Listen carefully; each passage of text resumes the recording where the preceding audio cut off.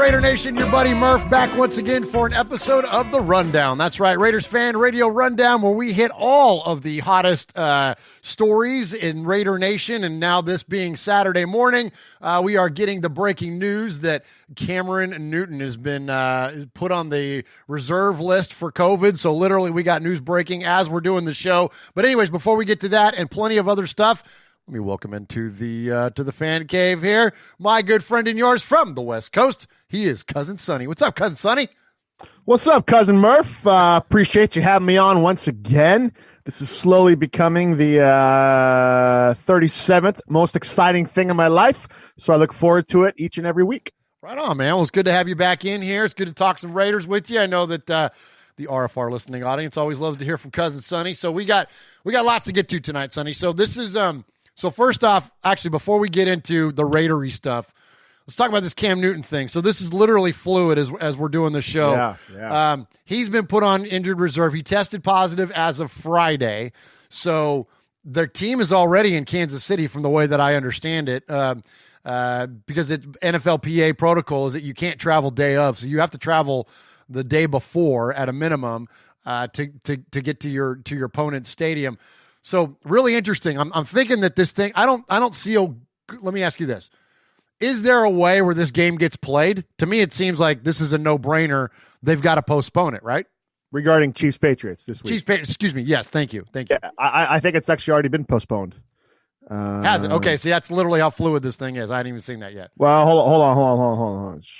I think it's been speculated heavily that that's what's going to happen, because here's the thing is that he travels with the team. He got a positive test as of Friday, so there's no way that you can, you can contact trace him to know who he's come into contact with, and all those people are in Kansas City.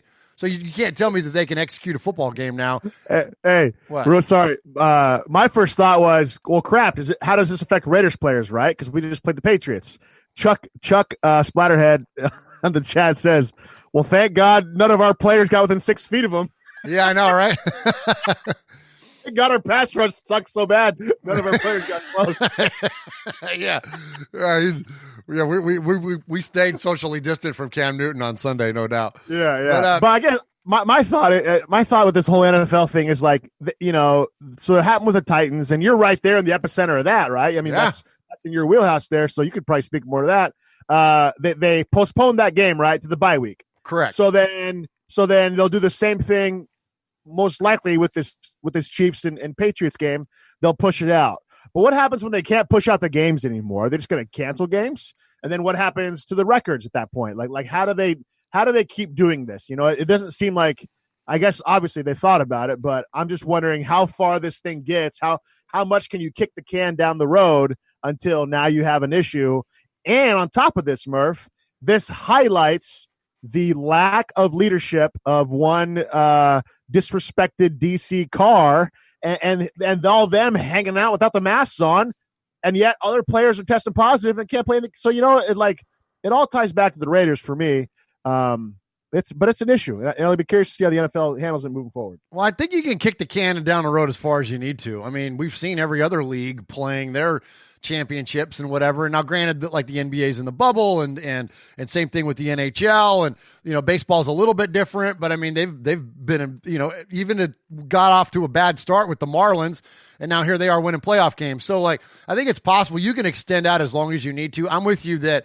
I think it's important to keep the amount of games intact, because that way, it reflects records and full seasons and whatnot. But I mean, they can do whatever they want. I mean, we're literally in unprecedented times. I don't think they need to be held to any particular standard of okay, we have to have the Super Bowl the second week of February. Why? It's going to be played indoors. They're going to do it when they need to do it. You know what I mean? And so I don't think it's going to be that big of an issue. I think that they'll push it as much as they need to. But it is interesting you brought up, and let's get into about the Raiders. And so first off, let's talk about that real quick, and then we're going to get into a lot of perspective, and we're going to get into on the field stuff instead of all this freaking COVID BS. But we all are dealing with it, so let's talk about that first before we get into the actual numbers of the Raiders and some of the perspective that we're getting ready to lay on you this episode of the Rundown. But let's talk about that. So the Raiders did an absolutely wonderful thing. Derek Carr, Darren Waller at his foundation by raising money for, and this is speaking of wheelhouse. My wheelhouse. man. Love it. Yeah. This is what you do for a living. Sonny is a drug and alcohol addictions counselor, and that's what Darren Waller's foundation raises money to do, to combat that and to help folks that and young people that are dealing with substance issues. And so they raised like $300,000 at this event, and the Raiders were highly criticized for not wearing masks. For the guys that are in attendance, I think it was like 10 Raiders total, and very prominent Raiders, and they were criticized for it.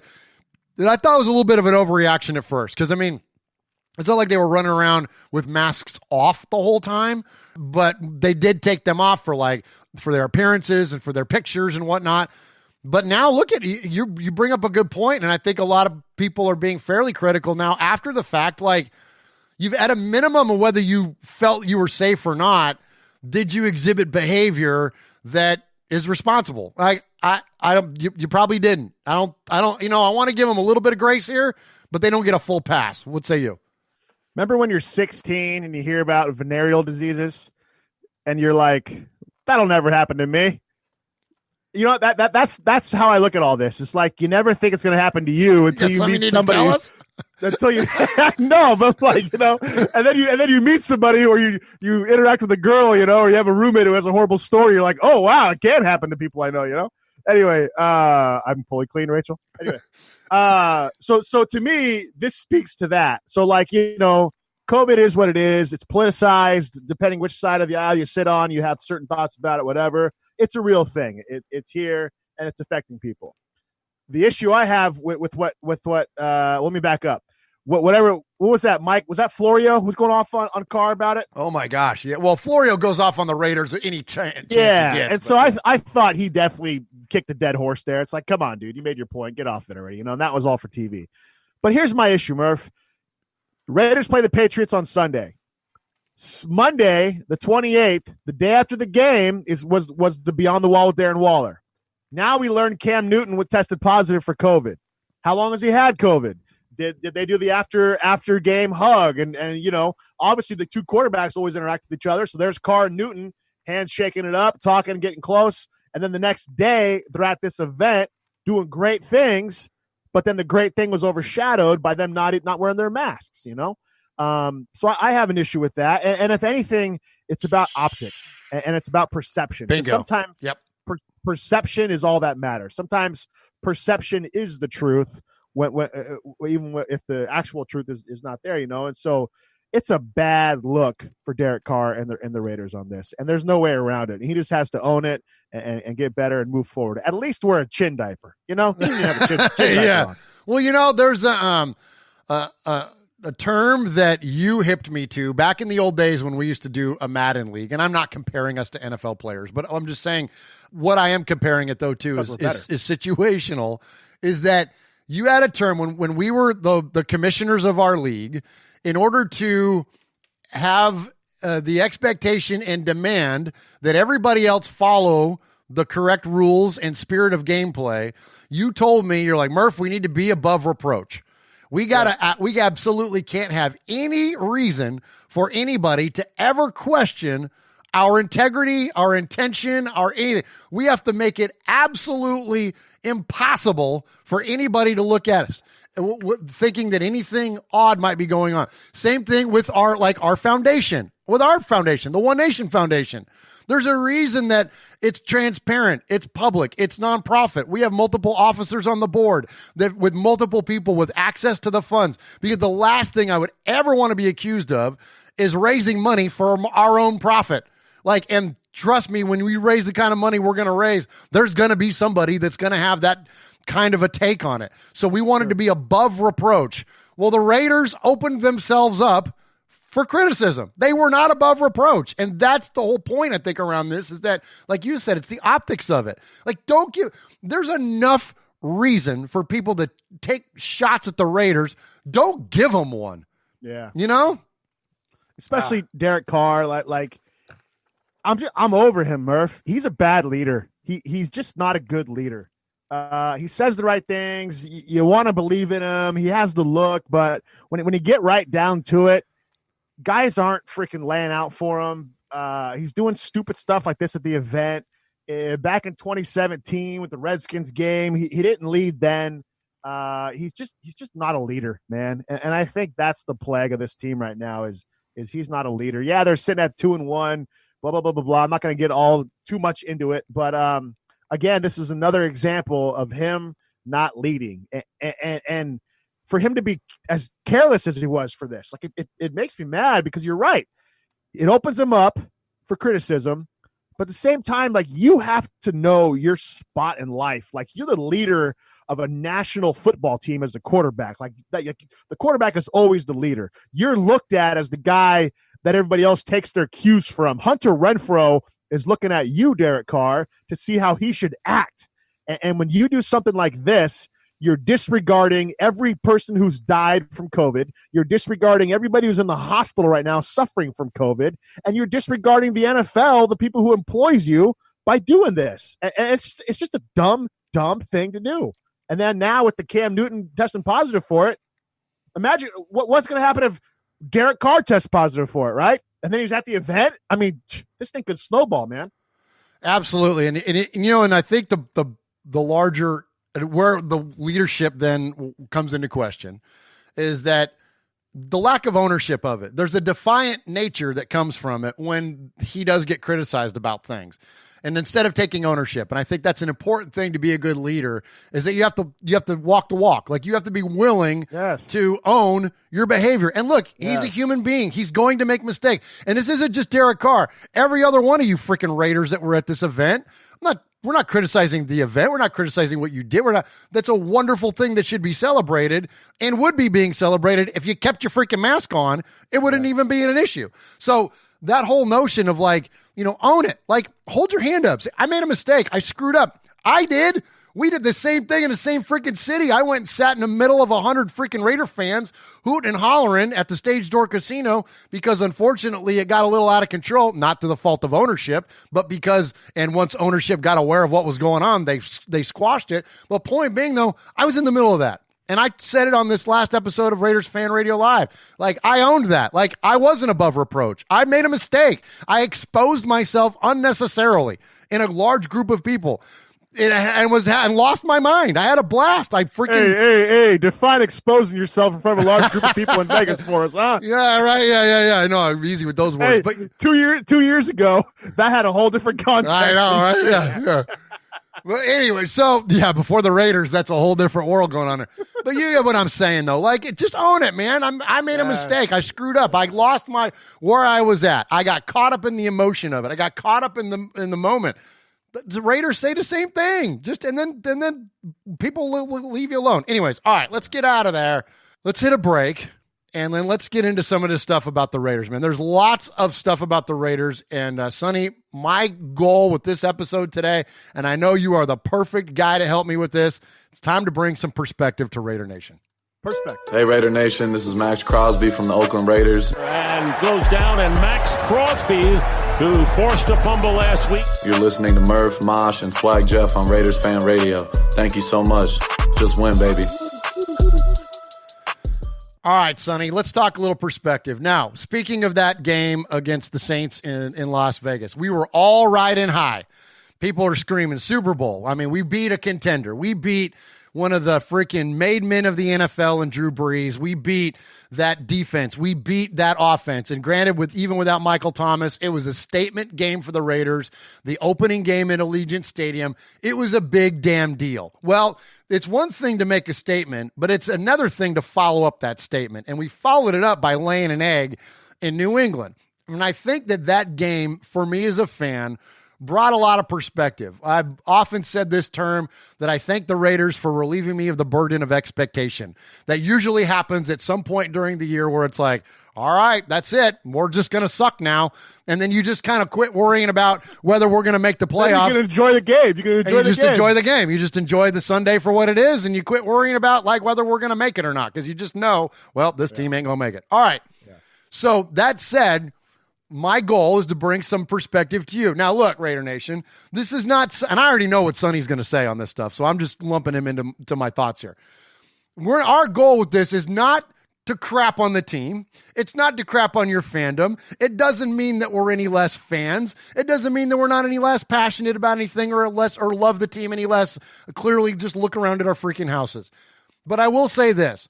Let's not get so up into our fandom that we expect the Raiders to freaking run off a bunch of wins and win the AFC this year. And the reason why I say that is that the history of this team since 2002 tells us otherwise. Now, granted, we had a great year in 2016, but that was the blip on the radar because the Raiders didn't follow it up. It's not about just doing it, but you got to do it and you got to follow it up. So, Sonny, I'm going to throw some things at you. I'm going to throw you some one-liners here, and I want you to respond to each one of these. You ready? Go. Since leaving Los Angeles following the 1994 season, the Raiders are 45-29 in games started by Rich Gannon. They are 117-211 with anybody else. Since 2003, they are the second losingest franchise in the NFL.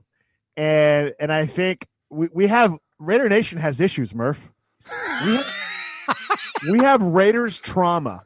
So a little bit about trauma. When someone goes through trauma, a traumatic experience in their life, then if they get diagnosed with PTSD, that largely is about current things in their life triggering them to make them think that the old thing is happening again. So if someone's traumatized in their childhood, a yellow car hits their mom or something like that, heaven forbid that ever happened to any of our listeners, later on in life, if that person sees a yellow car, it may or may not trigger them that's what killed their mom, so they might have an emotional reaction, right?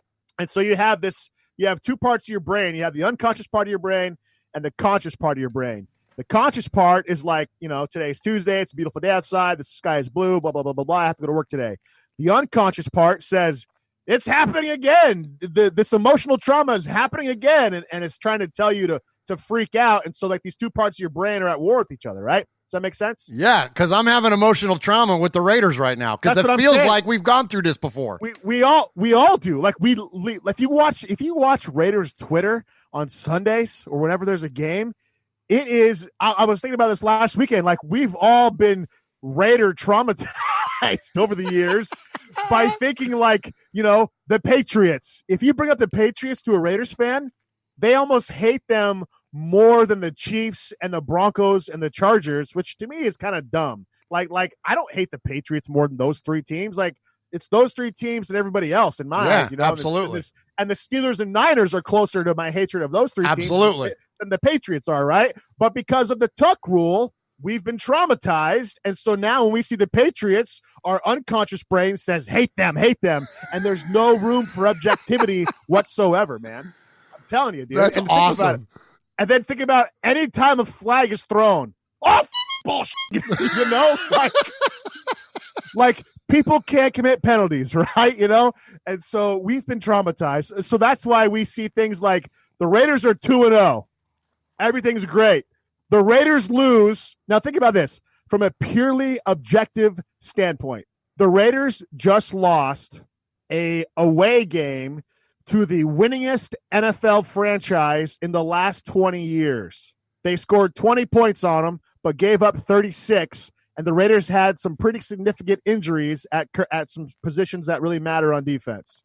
And the sky's falling. You know what I'm saying? Well, it's like, and there you go. So here's the expectation. So we have this expectation that they're going to win, but here's the reality: the Raiders are 1-18. That's not good on the road against teams from the NFC and AFC East the past 13 seasons.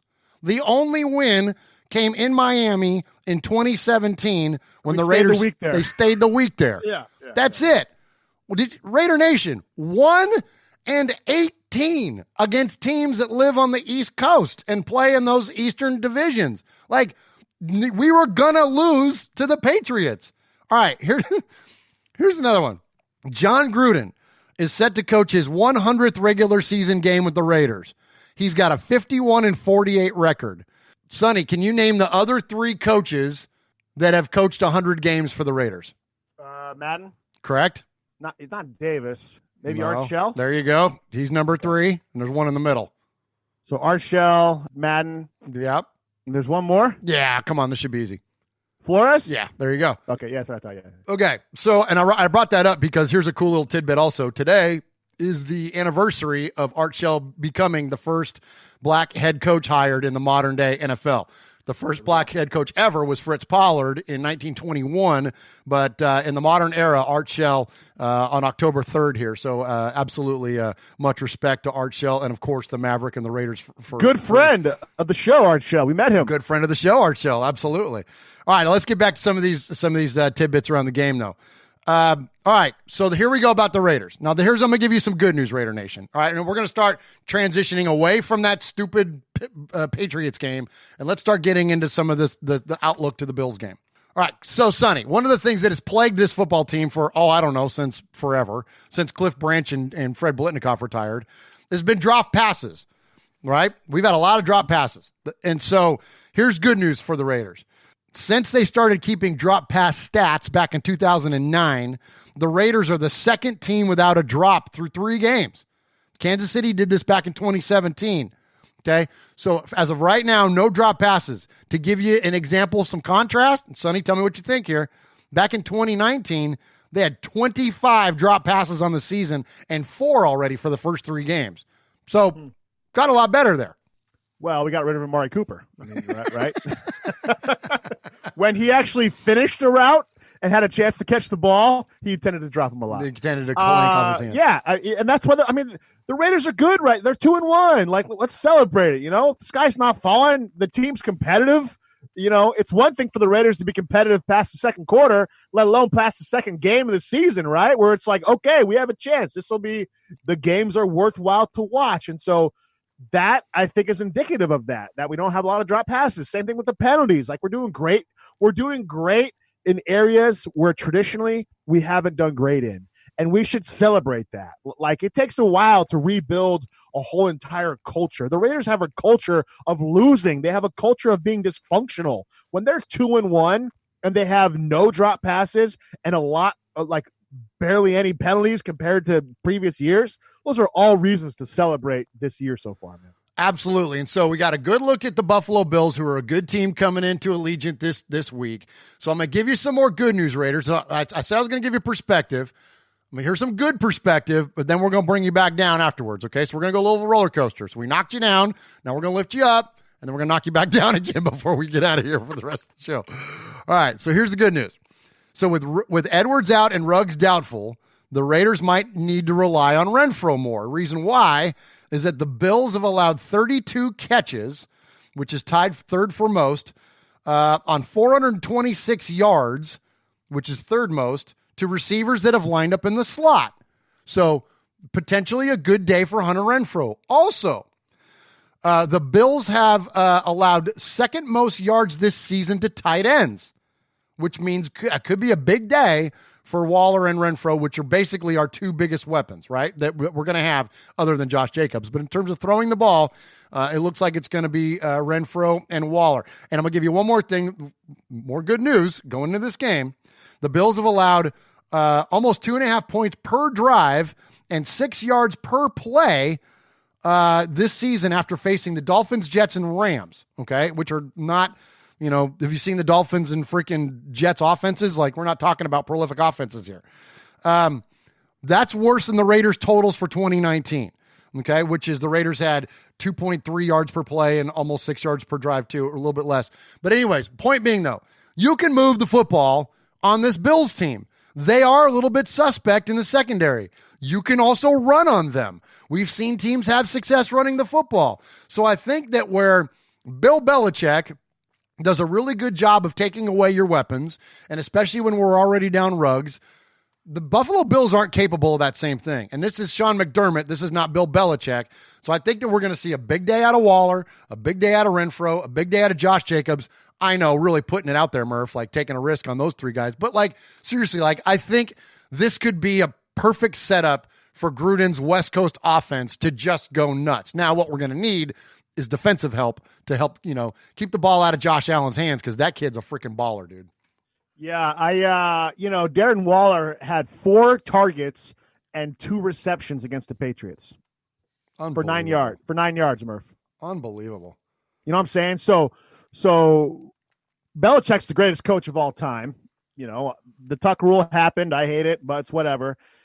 He's the greatest coach of all time. So whenever we play the Patriots, I hope the Raiders win. I'm never confident in a victory. So I don't really chalk that game up to really anything, The Bills game, on the other hand, the Bills have a good offense. This could be a shootout. I think if we do what we do best, run the ball, kill the clock, pass when we have to, grind mode it out, I think we have a great chance of winning the game, And at the same time, it's not John Gruden versus Bill Belichick. It's John McDermott versus John Gruden here. I think we have to get Darren Waller more involved. And if we don't, with losing Ruggs, that's difficult because he's our burner. He spreads the field, He takes the safeties deep, which opens up Darren Waller over the middle. The Patriots shut down Waller. Renfrow had 9 targets for 6 catches, but it wasn't like he was dominating the game. Kept us in it. So we'll see. But it's the defense at this point, Murph, that's suspect. But we are getting Kowats Killer-Akowski back, I think, this week, right? Yeah. Are we getting him back? Kwiatkowski's looking good to return this week. Yeah. Absolutely. So, yeah. Okay. So what about the stuff that you see with Littleton? His comments. Yeah, I thought that was interesting. So Littleton took a veiled shot at the defense. Basically, kind of said, we can only do what we can do based on the positions that we're put in. I'm paraphrasing, but that's generally the coaching stuff. Like that was the consensus of what he said. I don't know, man. I don't know if that. I don't read into that as much. I mean, I think it's a little bit of a cop out by him saying that, hey, man, I'm only, I can only do what I can do. That was a little reminiscent of like a Bruce Irvin type comment. You know what I mean? But I don't. Yeah. But backhanded. Yeah, but I don't.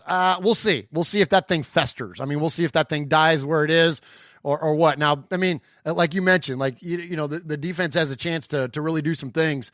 I mean, look, Josh Allen is a legit quarterback. Like he's really good.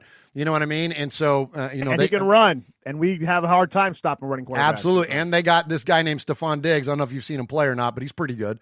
You know what I mean? And with being down Damon Arnett, like there's a lot of opportunity for this defense. So we will see. Now I will say this, based on everything that I've read, and I'm no film guy, but based on like what I read and hear from guys like Ted Wynn, who are the elite film guys, Littleton was brought in with Kwiatkowski very intentionally. Like these two guys' games complement each other. So you take one of those out of the equation, it kind of left Littleton on a little bit of an island. So I think that was going to tell us a lot when we see Kwiatkowski return, to see these guys kind of vibe with each other, So if we had quit getting hurt Kowski in the game with the Patriots, do you think we stop Burkhead and do you think that's a whole different game? I think so, because that's what he and Littleton are both specialists at, is covering. Like, you know what I mean? Like that Raekwon McMillan is a freaking run stopping machine. He's not the guy to cover. Like he's basically almost like another version of Taylor Whitehead.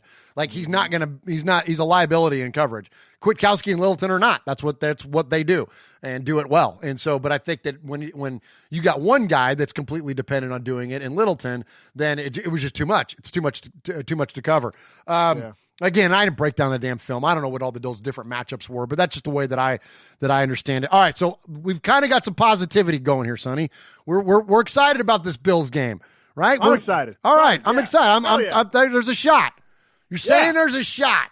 I want to see Marcel Hurst sack Jim Kelly. Now, would you say the Bills are a playoff team? Yeah, potential. Yeah, I mean, they're, aside from the Patriots, they're the best team in that division, and I think they're definitely a playoff team. Well, that's not good news for us, Sonny. Do you want to know why? How well do we do against playoff teams, Murph? Well, we're 0-14 against teams that made the playoffs since John Gruden returned. If the Saints make it this year, that would be the first win against the playoff team. So not so hot. Derek Carr and the Raiders are 4-33 versus playoff teams, with our last win versus a playoff team. That's Kansas City and Alex Smith in 2017, which is 3 years ago, for those of you keeping score. The Raiders, on the other hand, have made the playoffs in 5 out of 19 seasons after starting 2-2. Okay, so that Murph, what? Why is the Raiders fan going to listen to this show? I'm telling you, man, it's perspective. Look, we're not their hearts out. Hey, their hearts out. Hey, man, you know what? We're not going to bullshit you, Raider Nation. We're going to give you the facts, and then do with them what you will. This is like standing in front of the mirror naked for like an hour. Sucks. This reminds me of one time me and Jeff, we do this show called Tales from the Nation, where we kind of relive moments in Raider history. And so we decided to do a live Tales from the Nation. And the topic of that episode happened to have been the tuck rule. Dude, it did not go well. I know. We were on live and the chat room is like, Murf, can you freaking pull our teeth out any slower? Yeah, like you're re-traumatizing them, man. I know. Well, hey, I got more trauma coming for you today with this. All right. So the last time we made the playoffs after a 2-2 start was 1993. We've missed it 9 times since then, since starting 2-2. All right, but a win on Sunday would give the Raiders their 5th 3-1 start in the past 25 seasons. Now they made the playoffs. The 4 other times they've started 3-1 and missed the postseason the other 20 postseason. So here's the good news is that it's not impossible for us to make it a 2-2. And look, I know the dice have no memory. I know that history doesn't determine what today is. The wheel spins a fresh spin every single time. I get all that, but I'm a firm believer that your past informs your present. And so this is just, let's keep it in perspective. Let's remember where we're coming from and, to let that determine where we are. So anyways, good news there. The Raiders in all have started 3-1 or better 18 times. Okay. In the history of the team. They've made the playoffs in 15 of those seasons. The only time they missed it was in 1971 and then the strike season of 87 and then 95. They ended up finishing 8-8. So there's a lot of history riding on this win. Again, not impossible at 2-2. Looks really good for us at 3-1. So this gets the playoff team monkey off our back. This gets AFC East monkey off our back, which granted this is a home game, not a road game, but this gets a lot of monkeys off of not just the Raiders' back, but off of Derek Carr's back. You're talking about a quality opponent, quality coached, quality quarterback. This probably, considering that the Saints game has already happened, Sonny, I would say this is the much bigger game. This is in conference. Right? So this could have wild card implications because we're not going to win our division and neither are they. So this could come down to, this could be a tiebreaker game for the wild card. Like this is a big damn game. Yeah. I think if the Raiders beat the Bills, there is no, well, they beat the Saints, but the Saints were blah. Well, they beat the Panthers, but this is like, yeah, we beat the Bills. What, now granted the Bills' biggest victory is they beat the Rams. And they beat, they beat Miami by 3 points, Murph. Miami put up 28 points on the Bills. The Bills' defense is pretty bad. Unfortunately, the Raiders' defense is a little bit worse. The Bills give up 25 points a game. And the Raiders can score, The Raiders are doing really good putting up points, man. We're 8th in the league in putting up points. Unfortunately, we're 25th in giving up points. And so I think it's going to be a shootout. I think this game could easily be 30-something to 30-something. But this is the marquee game of the year so far. But again, we have to consider this game in the gauntlet, right? We have the Chiefs coming up, then we have the Bucks coming up.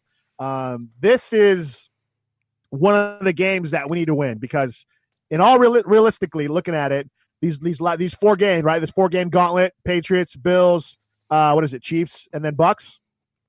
Yeah, Bucks is after the bye, so this is going into the bye week. We'd all kind of speculated like, okay, an ugly 2-3, certainly 1-4. Then Paul Gunther, Derek Carr, all of those guys are all going to have to be answering a lot of questions and accountability. But dude, 3 games. Like if we go in 3-2, because we ain't beating the Chiefs in Kansas City, man. I'm sorry. That's what I'm saying. That's what I'm saying. So if we beat the Bills and the Buccaneers, I think we'd be okay with that. In that 4-game span, right? To beat those 4, to beat the bet. So I see what you're saying. 3-2 into the bye week, I'd be totally fine with that. Yeah. So that means this is a must-win game because if we lose this, we're not beating the Chiefs, especially in Arrowhead with this team, the way with their defense right now and stuff. So yeah, this is like the must-win game at week 4 of the season. We got to defend our. We got to defend our home turf too. Second game in Allegiant Stadium. I forget. I know we don't like him, but I think it was Warren Sapp that once said that like, your goal going into a season is to win all your home games and half your road games. Like, because if you do that, then you're, you know what I mean? You're 12-4 and you're looking pretty good. You know what I mean? And so, like, I think that's a good goal for the Raiders. Like, defend your home turf. Like, let's win our home games. And then if we lose, if we lose against the Bucs or if we lose on the road in Kansas City, like, it's not the end of the world. Like, Derek Carr beat them yet. Like, and it hadn't even been close. Like, you know what I mean? Like, we're used to seeing Marcus Peters pick him off and grab his junk on his way to the end zone. Like, that's what happens when we next week. Next week. All right, that's next week. Sorry. All right. But hey, question though. Yeah, please. Did you know Brian Edwards is out for this game? Yeah. And Ruggs is doubtful? Yes. And Rico Gafford's doubtful? I think he's out. Yeah. What the heck? I know. That's what I'm saying. It's going to be Renfro and Waller, man. They hanging out with Cam Newton or what? Oh my gosh, man. I know, dude. It's rough. We got a lot of injury. The whole right side of the line is absolutely decimated. I don't know if Brown's coming back or not. But yeah, man, it's rough. Hey, you know what? It's funny, and I should have brought this up when you brought up Littleton earlier. I'm a scatterbrain. I've got a lot going on up here. When one of the reasons too that I also dismissed Littleton a little bit when you brought that up about him throwing some shade at PG or the Raiders, whatever, collectively the two of them or individually. Did you know the Raiders have missed 19% of their tackles this year, and that's the worst in the league? And do you know that they have 3 of the 13 players on their team with 5 or more missed tackles this season? And guess who leads the pack for us? Littleton and Abrams right there with them. That's it. 7 and 6. Abrams got 6 missed tackles, and Littleton has 7. Nicholas Morrow rounds it out with 5. So, is that Paul Gunther's fault that you missed tackles, Corey Littleton? Like, come on now. Well, but to his point, it is because the NFL is all about leverage. It's leverage and it's position. It's true. It's angles. Yeah. And angles and it's just it's complicated. I don't know, but he missed 5 tackles all last season. I know. All right. I don't know what we accomplished with this podcast today. That was depressing, Murph. What the heck? I don't know what we've all done. Hey, okay. You got me going into week 4 going, man, if we don't win this game, the season's over. At least I can enjoy it. Hey, yeah, then we can start enjoying it, man. All right, here we go. I'm gonna give you some good news on the way out. You ready? Yeah. Here's what being a Raiders fan's like. Raiders, just don't give me anything to hope for so I can enjoy the damn season already, huh? And do it earlier. Do it by week 2. I want to enjoy the rest of the season. Yeah. Let's get rid of it. Don't be playing with my emotions up until week 12. Just get it over with. Get it over with. Just rip off the damn Band-Aid, man. Get rid of all this hope and excitement we had in the offseason. Get that out of the way. I want to be able to enjoy my team. All right, you ready for this? I'm going to give you some good news before we get out of here. This will make you feel good, Oakland fan. A's end 9-game losing streak in winner-take-all playoff games. The last win came versus the Mets in Game 7 of the 73 World Series.